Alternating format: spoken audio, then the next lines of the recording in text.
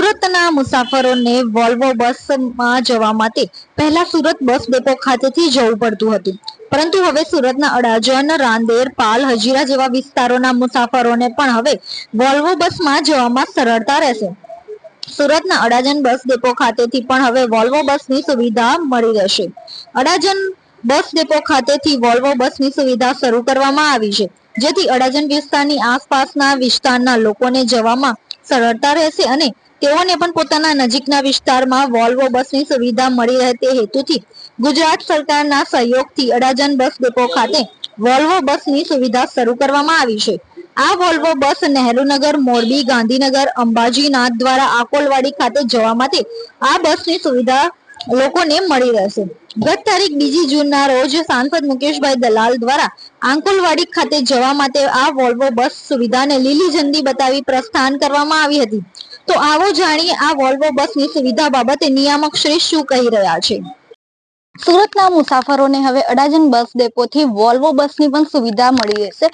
Adajan bus depot ખાતેથી Volvo બસ શરૂ કરવામાં આવેલી છે. થોડા દિવસ અગાઉ સાંસદ મુકેશભાઈ દલાલ દ્વારા અહીંથી વોલ્વો બસને લીલી ઝંડી બતાવવામાં આવી હતી અને હાલ જે રીતે અહીં અડાજણ બસ ડેપોથી વોલ્વો બસની સુવિધા ઉપલબ્ધ કરવામાં આવેલી છે, જે ગાંધીનગર છે, આકોલવાડી છે, નાથદ્વારા જેવા અલગ અલગ જે શહેરો છે ત્યાં આ બસ વોલ્વો બસની સુવિધા શરૂ કરવામાં આવેલી છે.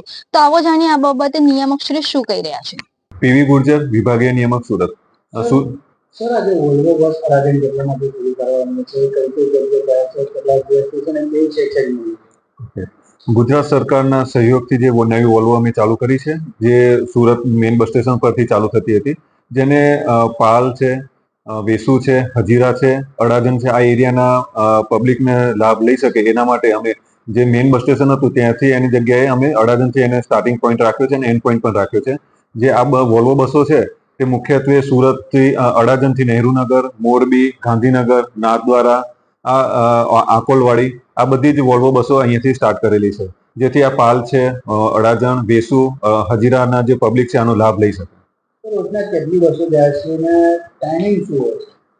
નહેરુનગરના છે સવારે 5 વાગે, 7:30 વાગે, 9 વાગે, 10 વાગે અને 8:30 વાગે. તેમજ ગાંધીનગર માટે છે બપોરે 12:30 વાગે છે અને સાંજના 4:30 વાગે છે. અંબાજી માટે છે રાતે 7 વાગે છે, નાથદ્વારા છે બપોરે 3:30 વાગે છે અને આકોલવાડી સાંજે 7 વાગ્યાનો ટાઈમ છે.